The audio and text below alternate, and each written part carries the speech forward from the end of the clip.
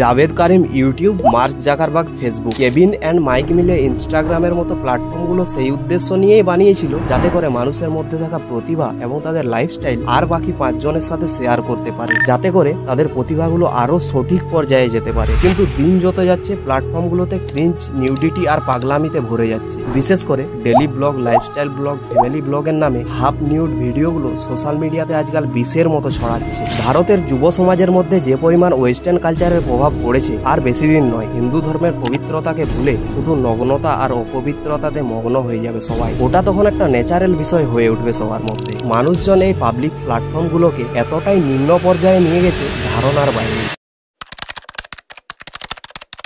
27 ফেব্রুয়ারি 2021 any news থেকে একটা surprising news শোনা যায়। 3 জনকে গ্রেপ্তার করা হয়েছে কেন কি তারা ইউটিউবে ইনঅ্যাপ্রোপ্রিয়েট ভিডিও আপলোড করত। শোনা গেছে আজ পর্যন্ত তারা 3 জনে মিলে 17টারও বেশি ইউটিউব চ্যানেল এবং প্রায় 10টা ফেসবুক পেজ চালিয়ে আনুমানিক 2 কোটি টাকারও বেশি ইনকাম করে ফেলেছেন। মুম্বাইয়ের কয়েকজন মেয়ের অভিযোগের ভিত্তিতে ওই 3 জন ব্যক্তিকে গ্রেপ্তার করা হয়েছে, যারা পুলিশের কাছে অভিযোগ করেছিল যে অভিযুক্তরা ভিডিও শুট করার সময় পাবলিক প্লেসে তাদের অনুপযুক্তভাবে স্পর্শ করেছিল।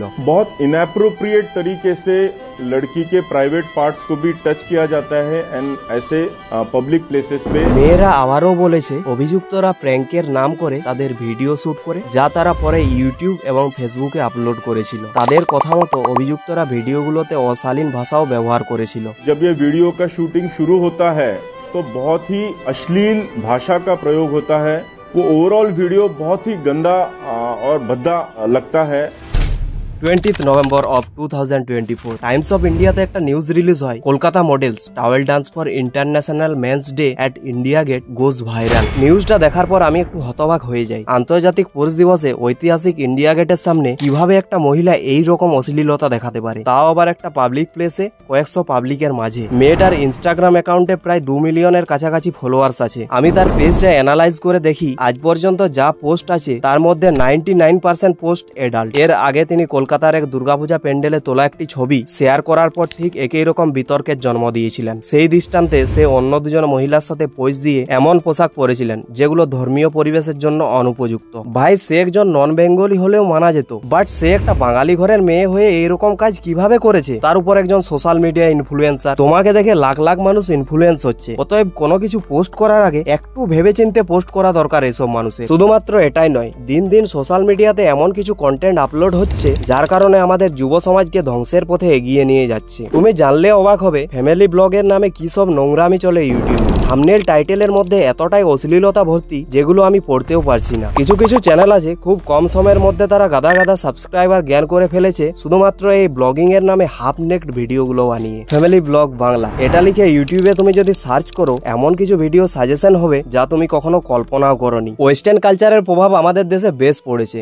যা এই কার্যকলাপগুলো দেখলেই বোঝা যায়। একটা ব্যাপার আছে জানো, এখনকার দিনে কোনো দেশ ধ্বংস করতে চাইলে কোন রকম ঢাল, তরোয়াল, গোলা বারুদ লাগবে না। ওই দেশের যুব সমাজের মধ্যে ভালগারিটি, নিউডিটি, পর্নোগ্রাফি ছড়িয়ে দাও, অর্ধেক দেশ ওখানেই শেষ। ইভেন এই ব্যাপারটাই ভারতবর্ষের যুব সমাজে দিনের দিন ঘটে চলেছে, যেখানে মানুষ সারাদিনের অর্ধেকেরও বেশি সময় কাটায় সোশ্যাল মিডিয়া, সেখানে অশ্লীলতা আর অপবিত্রতায় ভর্তি। ইনস্টাগ্রামে রিলস হোক বা ইউটিউব, ফেসবুকের ভিডিও, চারিদিকে শুধু মলিন অবস্থা। এছাড়া তুমি আজকের দিনে তৈরি হওয়া চলচ্চিত্র, সিনেমাগুলোই দেখো না, গল্পের মধ্যে যে পরিমাণ হার্মফুল অ্যাক্টিভিটিস থাকে আশ্চর্য। তার উপর আবার ছোট ছোট ড্রেস পরে আইটেম সং এর নামে মানুষের মনে কামের উত্তেজনা সৃষ্টি করছে এরা। এর প্রভাব কিন্তু সরাসরি আমাদের ইউথের উপর পড়ছে। তোমাদের দুটো চ্যানেল দেখাচ্ছি, তাহলেই বুঝতে পারবে মানুষ এই ধরনের কন্টেন্ট কি পরিমাণে গিলছে। আদিবাসী ফ্যামিলি ব্লগ, যেটা কিনা 21 অক্টোবর 2023 খোলা হয়েছে, আর এর টোটাল ভিউজ 1 কোটি প্লাস, মানে 10.9 মিলিয়ন সামথিং, এবং এর সাবস্ক্রাইবার কাউন্ট 95.1K, 1 লাখেও নয়। ঠিক একই সময়ে তৈরি হওয়া আরো একটা চ্যানেল রিয়া ব্লগ, যার টোটাল ভিউজ 66 কোটিরও বেশি, মানে 660 মিলিয়ন, এন্ড সাবস্ক্রাইবার 1.7 মিলিয়ন। মানে ভাবা যায় শুধুমাত্র ডিফারেন্ট কন্টেন্টের জন্য চ্যানেল দুটোতে পার্থক্য কতটা দেখতে পাচ্ছ। হতে পারে এর ভিডিওস এর পরিমাণ বেশি, কেন কি সে ডেলি 4 থেকে 5টা করে শর্টস আপলোড করে। অডিয়েন্সের টেস্ট কিরকম এই দুটো চ্যানেল তার প্রমাণ। ক্রিয়েটিভিটির কোনো কদরেই নেই ভাই এই সমাজে। বিশেষ করে বাংলায় তো কোনো প্রতিভাশীল মানুষ যে তার যোগ্য মর্যাদা পেয়েছে এমনটা দেখলাম না।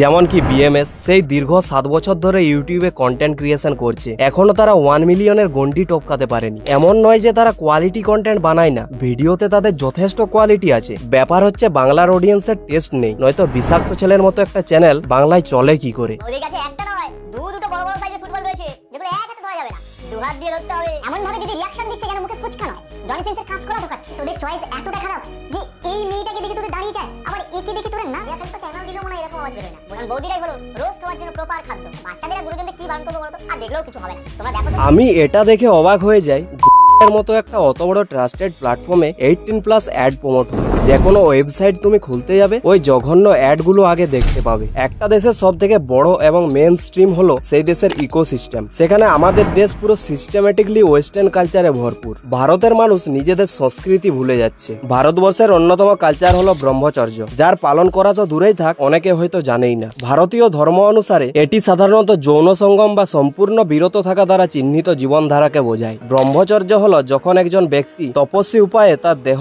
ও মনকে সম্পূর্ণরূপে নিয়ন্ত্রণ করে। আমরা যদি কিছু বছর অতীতে যাই, তাহলে দেখা যাবে ব্রহ্মচর্যের পালন করে অনেক দিগ্গজ লোক যে যার ফিল্ডে সফল হয়ে একদম পিকে দাঁড়িয়েছিলেন। যেমন Swami Vivekananda, APJ Abdul Kalam, Steve jobs, Nikola Tesla, আরো অনেকে। হিন্দু, জৈন এবং বৌদ্ধ ধর্মানুসারে তপস্বী ঐতিহ্যের ব্রহ্মচর্য বলতে যৌনতা এবং বিবাহের মতো বাধ্যতামূলক বিষয়গুলোর ত্যাগকে বোঝায়। তুমি একটা ব্যাপার ভেবে দেখেছো, ব্রহ্মচর্যের মতো কালচারাল দেশের ইয়ংস্টাররা বর্তমানে শুধু সেক্স, ভালগারিটি, মাস্টারবেশনের মতো হার্মফুল অ্যাক্টিভিটিতে আটকে পড়ে গেছে। এর কারণ হলো দেশের পুরো ইকোসিস্টেম, যা highly inspire by western culture. Cinema থেকে শুরু করে song, social media's video, even ওই ধরনের গেমও বেরিয়ে গেছে ভাই এখন। সোশ্যাল মিডিয়াতে কন্টেন্ট কনজিউম করা খারাপ নয়, কারণ যখন তুমি নিজেকে লোনলি ফিল করবে, মাইন্ড ব্লক হয়ে থাকে, ডিপ্রেস মনে হয়, তখন কিছু ফানি কমেডি ভিডিও দেখলে একটু ফ্রেশ লাগে নিজেকে। বাট সেখানে যদি তোমাকে অ্যাডাল্ট কন্টেন্ট দেখানো হয়, তাহলে তুমি আরো বেশি ট্রমায় চলে যাবে। আর সত্যি কথা এটাই যে সফট পর্ন, নগ্নতা, উলঙ্গতার মতো অ্যাক্টিভিটি এত দেখানো হচ্ছে আমাদের, কেন কি আমরা সেটা দেখতে চাইছি ভাই? আরেকটা কারণ হলো মানুষ এন্টারটেনমেন্ট প্রেফার করে, তাই অনেক সময় নষ্ট করে দেয় সোশ্যাল মিডিয়ার পিছনে। বাট এন্টারটেনমেন্টের নামে যেসব দেখানো হচ্ছে খুবই বাজে জিনিস। গত কয়েক বছরে সিনেমা, গান, সোশ্যাল মিডিয়ার মাধ্যমে সফট পর্ন আর নিউডিটি যে গতিবেগে ইন্ডিয়াতে রাইজ হয়েছে,